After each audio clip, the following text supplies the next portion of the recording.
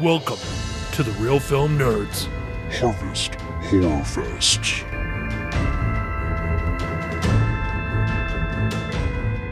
Welcome, everyone, to another episode of the Real Film Nerds with the Harvest Horror Fest, episode number 143. And happy Halloween. In this episode, we're going to talk about a very fun movie, and a movie that Matt hasn't seen before. What's your name again? Oh, yes, and I am your host, Mysterious Mike Talent. And with me, as always, is Matt... The Tool Fanatic Hinshaw. All right, Matt the Tool Fanatic Hinshaw. Because I'm a tool.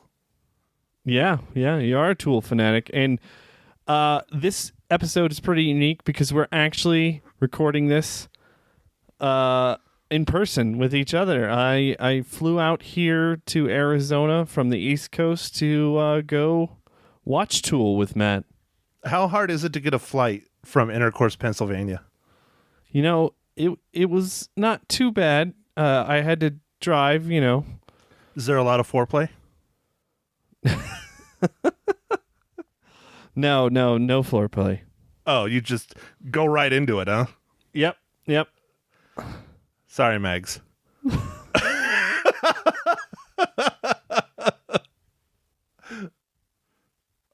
So, Mike, we just saw Tool. That's why you're in Arizona. How was Tool last night? Tool was fantastic. You know, they just released their first album in, 13 years? It was awesome to see them again. They were in really good form. I know they really love playing to Arizona. I feel like it's home for them. Yeah, it's their home state. Well, at least for Maynard. Yeah. Well, I feel like they've adopted it as their home state now. Well, yeah, even the drummer was rocking a Phoenix Suns jersey while he was playing last night. Yeah, he was. Yeah, it was like a customized jersey. He bought one of those ones that they advertise all the time on the TV where you put your name on it. I think that's just so that, he doesn't play favorites for the players, because celebrities, they got to be cautious about that shit. Yeah, that's true. That's very true. So, Mike, we're talking about The Thing? Like, which thing? The 1951, the 2011, the 1982? Which one are we talking about here? We are talking about the 1982 The Thing, which is on our requests. So we're kind of we're kind of double dipping here. We're doing a Harvest Horror Fest, and this is a request from Hold Please to the internets. I didn't know you were going to do this to me. All right, I'm pulling up the request list, the Legacy List official request list. All right, The Thing. Harvest Horror Fest on Stars. That's not a request. Oh, hell. I don't have it on here. Dude, I thought you said it was a request. Yeah, I think it was probably Don Krogan, my flying buddy out here in Chino Valley. I'm not in Chino. I'm in Prescott, but, here in Arizona in the Chino Valleys where we do the RC flyings. Nice. I'm pretty sure it was Don Crow. I don't have it on the list because when we started discussing the Halloween Horror Fest films, what we were going to do, I made a separate list and I just retyped it over there. And I deleted it off the other one and I took the name off. Damn it. No, it has to be Don because I don't have Don on here as any other request because he's only asked for the two. Demolition Man and The Thing. All right. Well, so we're reviewing The Thing. And Matt, I'm going to ask you just what was your first impression of The Thing? Well, I just want to say thanks, Don, for sending in a request. And you know what's really cool? I don't know if I sent you the picture. I gave Don a few of our stickers. For those of you who want some, Mike now has some in his hands. So if you are on the East Coast and you want some, ask him. I got the little ones made. They're, I think they're 1 inch by 1 inch, maybe 1 3/4 inches by 1 3/4. Anyways, they're perfectly square. I gave Don a couple. He won an airplane finally at the club meeting. And he's the president of the Chino Club. And his last meeting, he won the giveaway airplane finally after God knows how many months of giving money to win the raffle. And he always just lost. Always. I felt so bad. First thing he did is he put the Real Film Nerd stickers on the rudder. Oh, man, that's fantastic. It's pretty awesome. So anyways, thanks, Don, for submitting a request. Feel free to send in more. The rest of you, please send in more. You know our email, nerds@realfilmnerds.com, or Matt at realfilmnerds.com, or Mike at realfilmnerds.com. Any other ones I don't think I have programmed yet, but those three I do. All right, so The Thing, Mike, 1982. Yeah. It was pretty awesome. I've seen this movie multiple times, and I really like this. I feel like this was really not well received when it came out. And poor John Carpenter, he was kind of coming off of he'd done so well with Halloween, and he pretty much did that for nothing. And he got a huge budget for this movie. This movie, they made it for $15 million, and at the time when he made Halloween, he had $375,000. Wow. That's a little bit of a difference. Yeah. So, and then I think Friday the 13th, the first one that was made, the original, was made for $500,000. So, they're used to these lower budget movies. And this movie, though, Matt, the special effects, what did you think? I mean, Dude, for 1982, they are freaking incredible. For today, they're freaking incredible. Seriously, like, they're all practical. I mean, the creatures in this are absolutely amazing. They just are, man. They are. There's no questions. Yeah, no, the creature effects, I don't even know how they did a lot of the stuff. I mean, and that's part of the awesomeness of this movie. Like, they must have spent so much time on some of those creature effects. Not to give away my rating yet, Michael, but the story, is always number one for me. The creature effects alone on this film brought it up a whole reel just for me.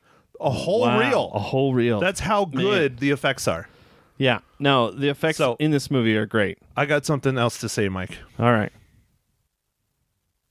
Aren't you going to ask me? Well, what else do you have to say, man? The breakdown. Oh, yeah. See, we both are messing it up, aren't we? We're messing it up. All right. So, Matt, why don't you give us the rundown of the movie? The rundown of The Thing from 1982. Yes. Alrighty, here we go. Directed by John Carpenter. Written by Bill Lancaster and John W. Campbell Jr. It stars Kurt Russell, Wilford Brimley, T.K. Carter, David Clennon, Keith David, Richard Dysart, Charles Hallahan, and Peter Maloney. I think that's enough. Yeah, that's good. I could do all of them, but because it's not a huge cast. No, it's not a huge cast. But, I'll just stop there. All right, here's a little bit of a synopsis. It's a quick one. I'm going with the quick one.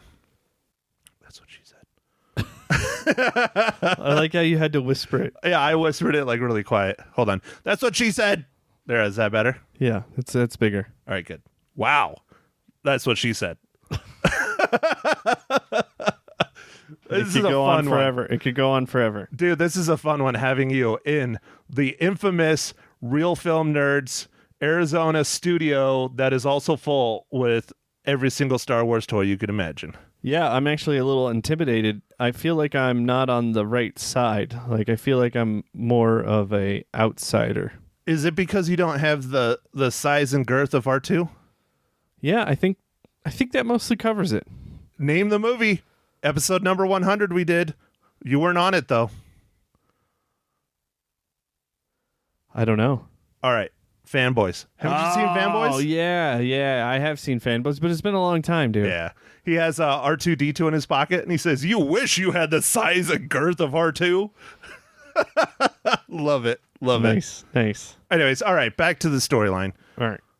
A research team in Antarctica is hunted by a shape-shifting alien that assumes the appearance of its victims.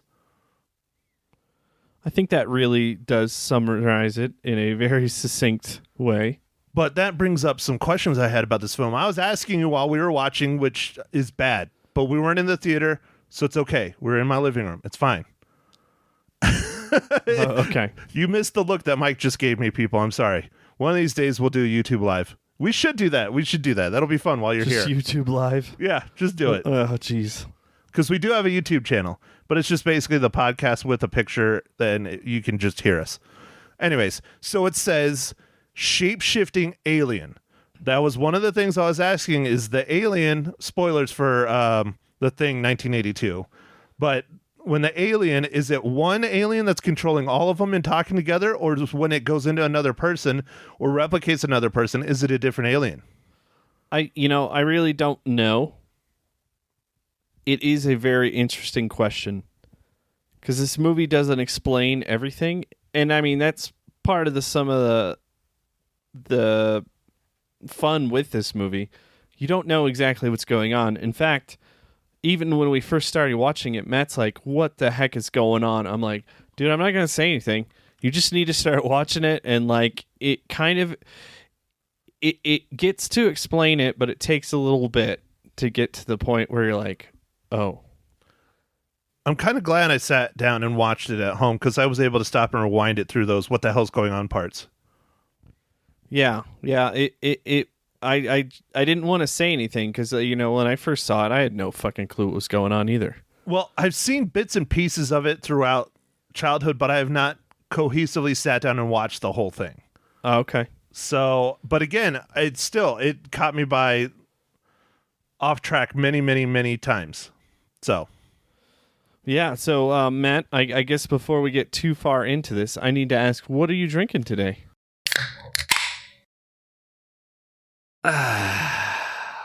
Well, Mike, you can see exactly what I'm drinking in my hand because you're in the infamous Arizona Real Film Nerds studio.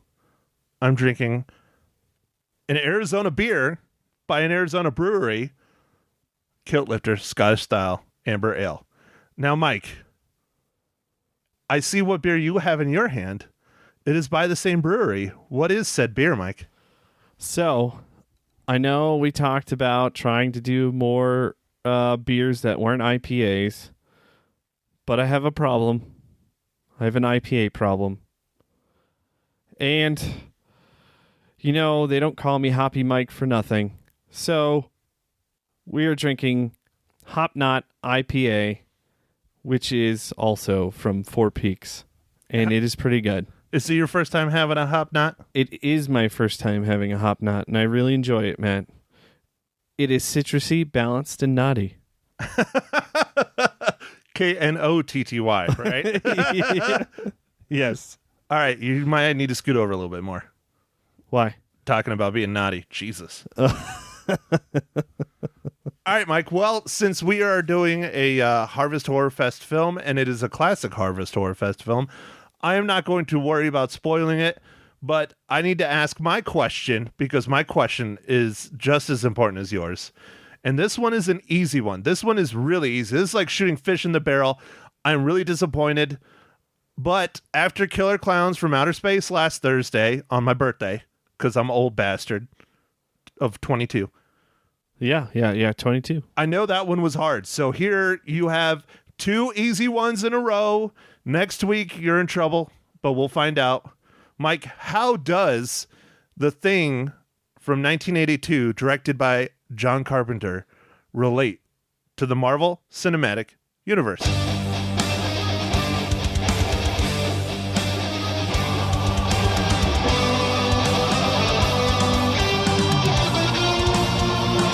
Well, Matt, thanks for asking.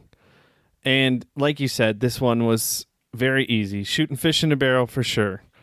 Kurt Russell was also Ego in Guardians of the Galaxy Volume 2.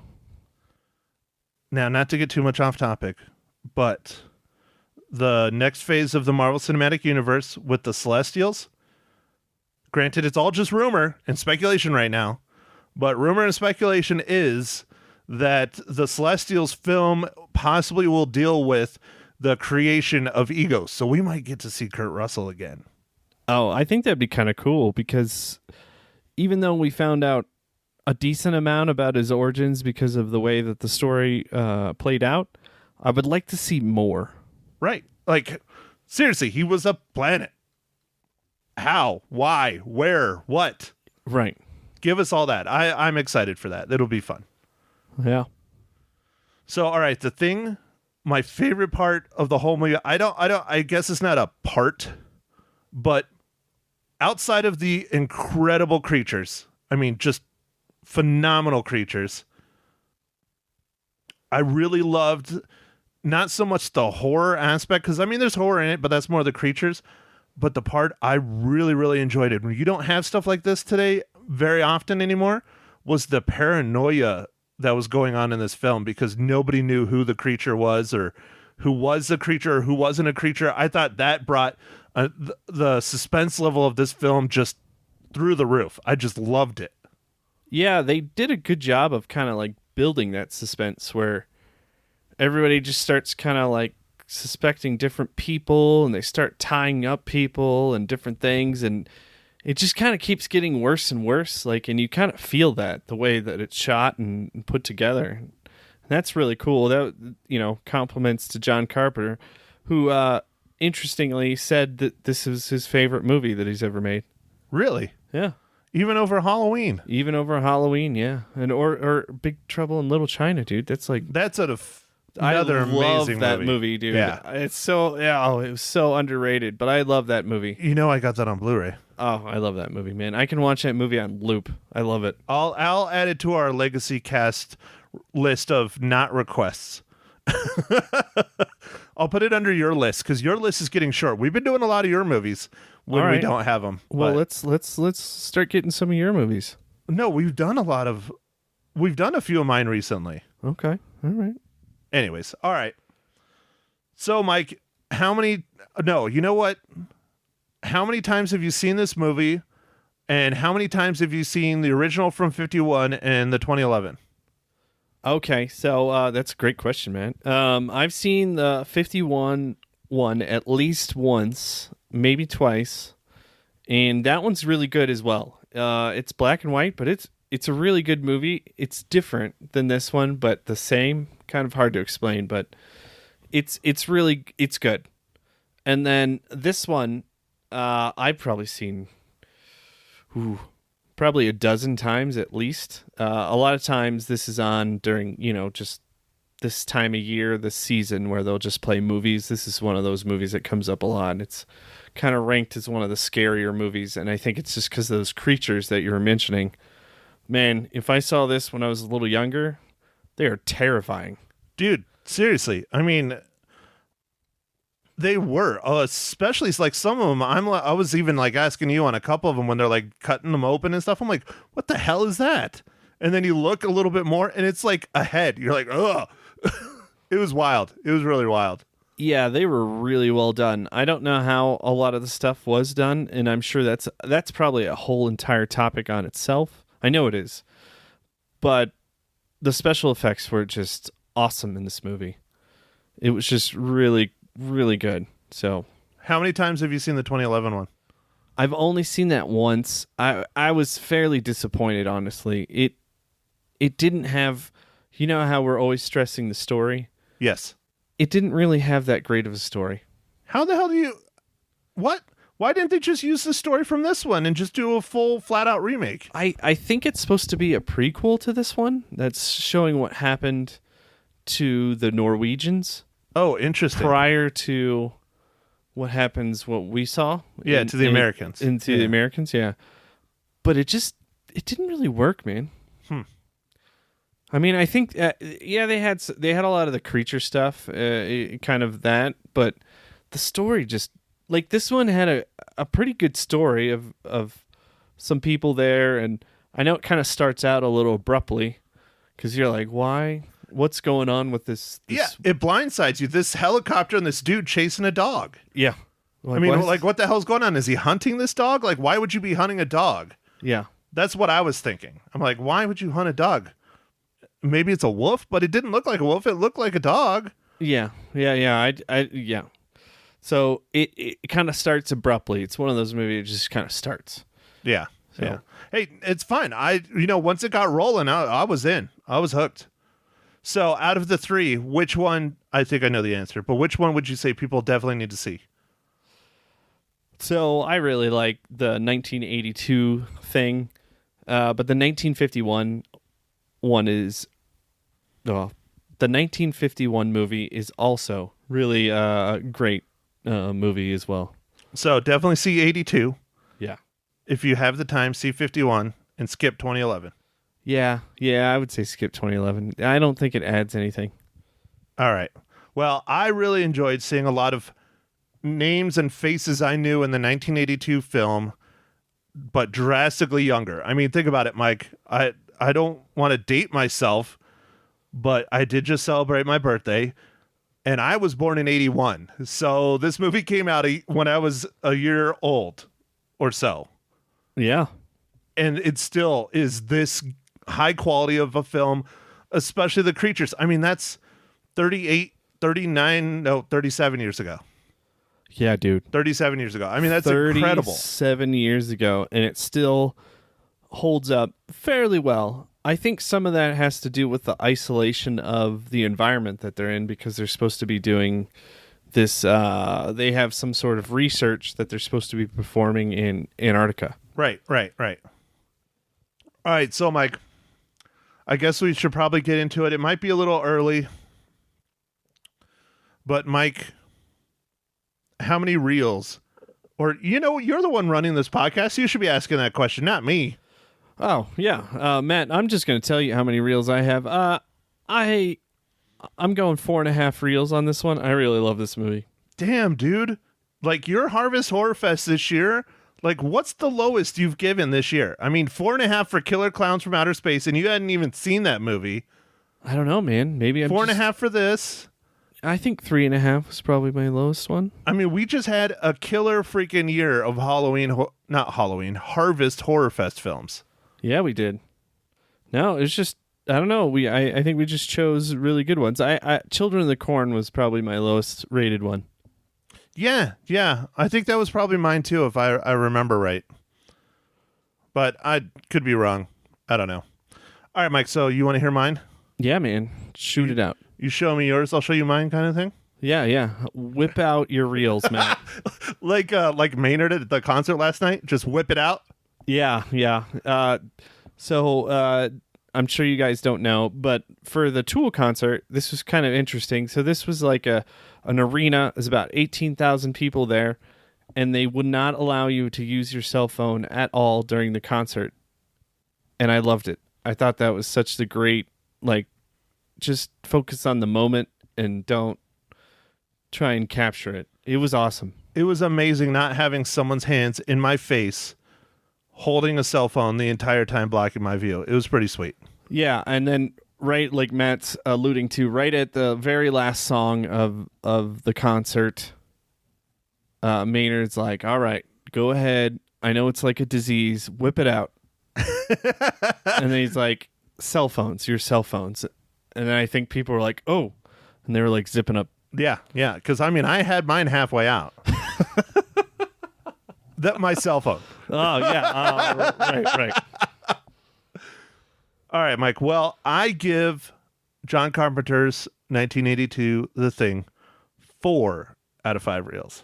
Man, dude, that's really awesome for your first time seeing it. See, you rated this really high for your first time. But like I said, it went a whole solid reel up, like just based on the monsters and the creatures. But like I was alluding, the story's really good. I mean, it's really good. The paranoia and stuff, even though it starts really abruptly and out of nowhere, and how they keep calling the Norwegians Swedes.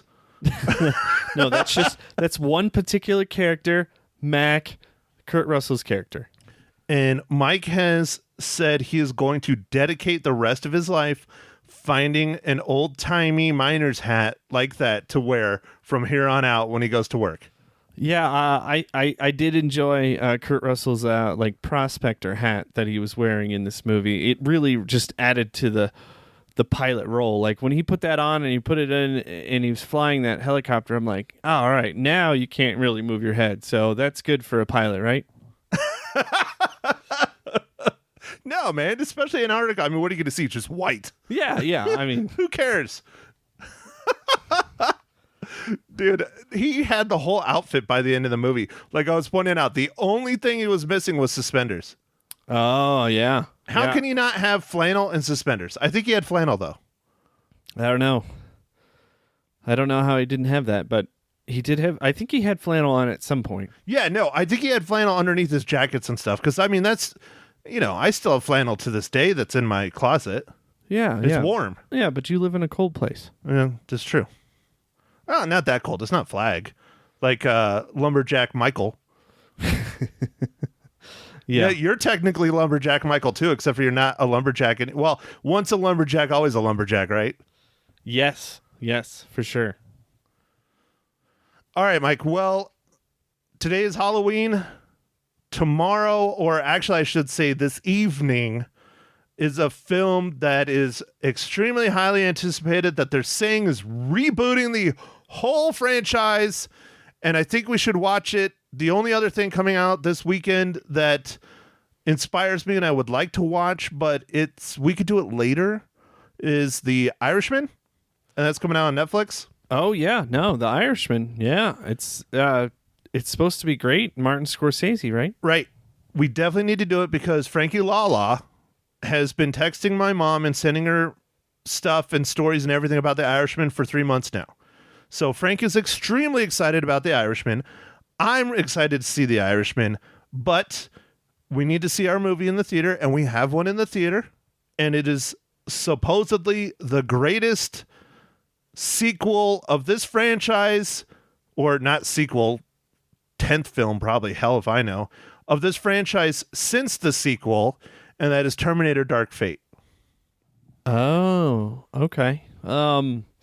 Yeah, I mean, I'm down to see some T800 or T1000 or T16000, whatever. T16 is from Star Wars. Oh, okay. All right. Well, hey, I'm glad you got that reference in there, though, Mike. I liked it. I'm skeptical, but it is exciting to see James Cameron is back as the producer. I know he's not directing it, but maybe this will be a better story. Linda Hamilton's back. Yep. The Governator, Arnold Schwarzenegger's back. Yes, sir. So, I want it to be good. So I want to see that. And Matt, I want to see The Irishman. And, should we talk about the controversy with The Irishman? I'm not sure which one you're talking about. The Irishman, the controversy. Yeah, but what controversy? There's a few surrounding it. Well, the one about the theaters. So okay, that's what I thought. So Netflix wanted to put this in the theaters, and the theaters said, nope. Right. And then to get around that, I guess they're going to show it in some Broadway places. Have you heard this, Matt? No, I haven't heard about that. I do know though that Netflix ran into this with Roma, because they're thinking Irishman, much like along the lines of Roma, is going to be an award winner. And to be able to qualify for the Oscars, it has to play in theaters somewhere. And in Roma, they had it, I don't know if they bought out the theater or what, but they had a couple screenings in LA and a couple screenings in New York for Roma. And so I think they're trying to do the same thing with the Irishman with the Broadway thing. But real quick, before you start, another one that I'm excited about on Terminator Salvation, I know you haven't seen this show, though. Halt and Catch Fire. Did you ever watch that show? No. Oh, dude, you're missing out. That show was incredible. I watched a couple of the first episodes, and it looked great. And then for reasons I don't know, I just didn't watch anymore. I believe it's all on Netflix now, but the whole thing, I loved it. I watched it religiously every week it came out. Granted, I'm a tech person, much like yourself, but the one particular, there's a handful of actor and actresses in it that I loved. But one of the main characters is the main star in Terminator Salvation. I'm really excited to see her expanding her roots into film. She's mostly known for television, but that's Mackenzie Davis. I think she is a fantastic, underrated actress. We'll see how she does in this one. All right. Yeah, that sounds cool, man. Anyway, sorry. I wanted to get that in when we're still talking about Terminator. All right, back to The Irishman. All right. So The Irishman, Matt. What... I mean, I understand what's going on, and I'm torn because I love seeing movies in the theater as well. But I really want Netflix to make good shows and content and stuff. So, I mean, I wouldn't mind that if Netflix released some things to the theater and streaming at the same time. But obviously the theaters are like not about that at all. No, because it's taking money out of their pockets. But if they don't release it in the theaters, it's still taking even more money out of their pockets, because at least they get a taste if they put it out in theaters. And if The Irishman was in theaters, the first viewing of it, I would definitely want to see it in the theaters just because it's Martin frickin' Scorsese. Yeah, I don't know, man. We're in a weird time. We're entering a weird time. There's the I mean, they're hyping this up a lot in the news lately. The streaming wars. Whoa, streaming wars. Dude, it's almost like every episode we're talking about it, man. I mean, it's coming. It's coming hard. Yeah, you know, with Peacock, the new NBC streaming thing. I like how you emphasize the cock in Peacock, Michael. You know how I do. Dude, we need to do video. So there's Disney Plus, there's Apple TV Plus. AT&T's releasing yet another streaming service. They already have HBO Go, they have HBO Now, they have AT&T Now, which is formerly DirecTV Now. They have something coming that's called HBO something. I don't know. HBO Max. HBO Max. Which doesn't make any freaking sense because none of the content that's on it is going to be related to HBO at all. Yeah, that doesn't make any sense at all. Yeah, it's all network stuff. And then they're going to do some of their own original content. And that's the one that chaps my ass because every single one of these streaming services is doing original content. Some of it I really would like to see. Some of it I'm like, I'm not going to pay that just to see one show. Like the CBS All Access. I've talked about that before and wanted to see The Twilight Zone, right? But I don't want to pay just to watch one show. Like if I was a Star Trek person, sure, because CBS has all the Star Trek. But I'm not a Star Trek person. Yeah. So there's that one. Right now the current ones, the current big ones are like Hulu and Netflix. So I guess there is a war brewing. I don't know what's going to happen, but there's also YouTube TV. Mm-hmm. I mean, there's YouTube Red, yeah. Well, no, they don't call it Red anymore, right? Well, no, there's YouTube TV, I think is what it's called for the cable streaming, the over the top stuff. Okay, yeah, the channel stuff, right? Yeah. There is like a YouTube Red, I think, which is like the premium YouTube, I think, which no ads. And then they also have their original shows on it, like the Karate Kid one that I heard is phenomenal. Cobra Kai. Yeah, Cobra Kai. I heard that is really good. So yes, I have also heard that that's really good. But then also YouTube has like a music streaming service. It's getting dicey out there, people. Seriously, man, they're bleeding us dry. Now, I know I've already paid for my Disney Plus subscription for a year. How about yourself, Mike? Yeah, I've decided also to do it for a year because I got a discount. You get a discount when you buy it for a year, and I just want to test it out. And I'm going to make a confession right here, Matt. I kind of just want to see it fail a little bit. So, like, I'm going to try my best to drop the service when it launches. I'm going to stream as much as I can because I don't think they're ready. Oh, okay. You're going to try and break their system. Okay. Yeah. I was like, drop the service. Why did you pay for a year then? No. I mean, I want to see, like, I have nefarious reasons. I kind of want to see it fail a little bit. I want to see it go bad. I don't know why. Well, I really want to watch The Mandalorian. Like, literally, that's... The Mandalorian, I've talked about it before, but The Mandalorian and the new season of Clone Wars is the only reason I'm getting Disney Plus. I already own all the Star Wars movies on Blu-ray. I don't need the streaming service to watch those. Yes, there's some cool Disney movies I wouldn't mind watching, especially stuff like I was going through the list. My younger sister and I were reminiscing about it the other day of films that we haven't seen in forever that we used to watch as kids that's going to be on the service. Oh yeah, no, they got. I'm actually particularly excited about Bed Knobs and Broomsticks. Right, but the original, right? Yeah. No, but it's so much content. But I am going to test the system when it goes live. I think I'm going to be there at midnight and I'm going to start a stream. I'm going to try and stream for 24 hours straight wherever I'm at. I'm just going to try and stream on any device I have or all devices that I have. You also have unlimited data, too. Because you can do 4. Yes, I do. Well, then why the hell did I pay for it? I should have just gotten your password. You should have. Son of a bitch. I'm canceling. That's it. I'm out. All right, Mike. Well, next week, let's at minimum Terminator Dark Fate. All right. Terminator Dark Fate.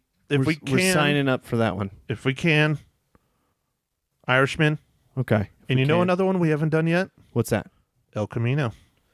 Oh man, I really want to do El Camino we too. do need to do that. Mm-hmm. But that's going to get us all into Breaking Bad stuff, which we don't do TV stuff. Yeah, dude, but still, it's freaking Breaking Bad's movie I know. with Jesse Pinkman. Bitch. You're right. I know. Breaking Bad was such a great show, and it ended so fantastic. Like, it ended the way that you wanted it to end, which you can't say much about shows. So, I'm excited. It was, yeah. We need to watch it. We need to review it. I'm sorry, we need to. Dude, it's going to make me want to watch all of Breaking Bad again, though. Is that a bad thing? No, but it's a lot of time. I know. I don't have time either.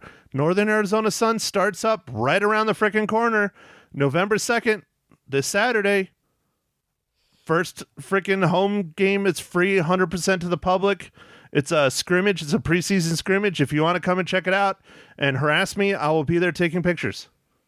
Okay. All right. Well, not you. I mean, you know, you're going to be on the East Coast. I was talking to our listeners. no, I know. All I know. four of them. I know. Mom, I know. Dad. No. All right. I know. All right, Mike. Go ahead. No, you're running this freaking podcast. No. What the hell's going Matt, on with you? You've got to take us out of here. Tell us about the socials. You already just talked about what Well, we're you going can to talk review. about the socials. No. You want to? Oh, why do I? Oh, that's right. That's right. You intro, I take you out. See, that's where I'm getting screwed up. See, the Harvest Horror Fest thing is screwing me out. All right. So, Mike, you got anything else you want to add for this week's, this final Halloween Harvest Horror Fest podcast? Because it is Halloween, people. Make sure and check the apples for the razor blades, right? I Yeah, swear to God, dude, that's an urban myth. So yeah. All right. So you got to check your candy, your children's candy. But you know what I heard the new thing is, Matt? Streaming candy? No, Disney that- Plus candy? That'd be kind of funny, but no. So what it is now is you have to check your kids' candy for edibles. Perfect. If you get any edibles candy, send them courtesy to the Real Film Nerds podcast. Because apparently people are worried about other people giving their kids their marijuana-infused gummies or whatever kind of candy forms that they've made. And I know they've made everything into candy now in many of the states that it's legal. Dude, that just sounds like a good waste of weed. I mean, why would you do that? Like, I don't know how much those gummies and things are because, you know, I'm not a card-carrying member of that. I am a card-carrying member of other organizations, but not that. Because, you know, I don't want to be registered as a drug user in the state of Arizona. Yeah, That's me. Why would you waste your good, hard-earned money pot candy on a bunch of children you don't know? I don't know, dude. Maybe you're high and you grab the wrong basket. I guess. I don't know, man. I'm just saying. That's what I heard. I was like, are you kidding? So basically, go and try one piece of candy out of all the things that your kid brings home. And if you get high, send that courtesy to the Real Film Nerds podcast. All right. Well, send that to Matt at the Real Film Oh, no, Nerds no, no. podcast. Mike, Mysterious Mike Talent, Intercourse, Pennsylvania. I don't know the zip code or the address, but we'll take it off your hands. All right. So, So social medias, iTunes, Apple Podcast. I was pointing this out to Mike since he's here, showing him if you leave us reviews, it helps us out a lot. It lets other people see it. We only have 5 reviews on iTunes. We've literally been out for coming up on 2 years. February is 2 years, I think. And we only have 5 reviews on iTunes. So thank you, all 5 of our listeners, for leaving a review. yes. I guess the way that the Apple podcast app works is it really wants reviews to help push it towards the top. So if you could give us some reviews, that would be great. We're talking to the other 3 or 4 listeners out there. Yeah. We see you. We see you? That's creepy. All right. Well, leave us a review. Yeah. Leave us a review. You know, we tried to do giveaways for reviews. That didn't work. So we're just going to yell at you every episode for leaving you a review. Yeah. Yeah. Because that works. Everybody likes when they're nagged. Yeah. I mean, it's worked for all of my ex-girlfriends. Yeah. You still looking for your future ex-wife? My first ex-wife, yep. I'm still looking for my first ex-wife. I'll find her eventually, Mike. I'll find her eventually. And you will be the best man. All right. Well. At my Star Wars-themed wedding in Vegas.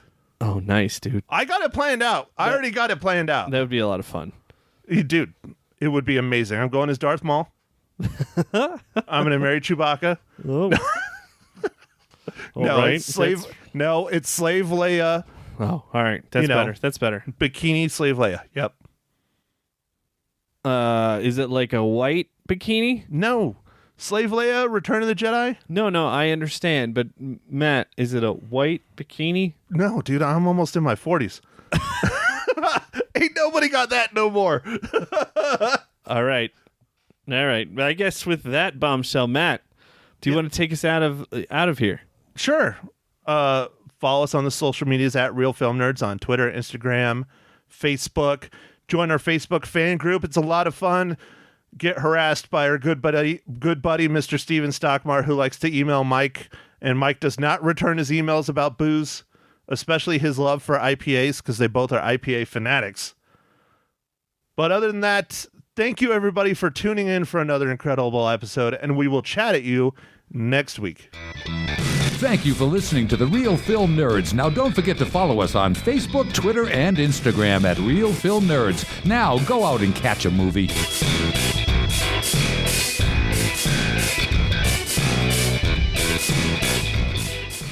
Not with that attitude. Your mom's attitude. Oh, look, it picked you up that time. My preamp, I turned my preamp up and it picked you up. Great. So, what are we doing? We're just going to fucking record. Let me get situated so I can look at you in your beautiful brown eyes. Oh, thank you, man. Yeah, you can put your foot on my shredder. Okay. Just don't turn it on. All right. Because it's a shredder. The Teenage Mutant Ninja Turtles are in the other room. Oh, boy. All right, whenever you want to start, Mike.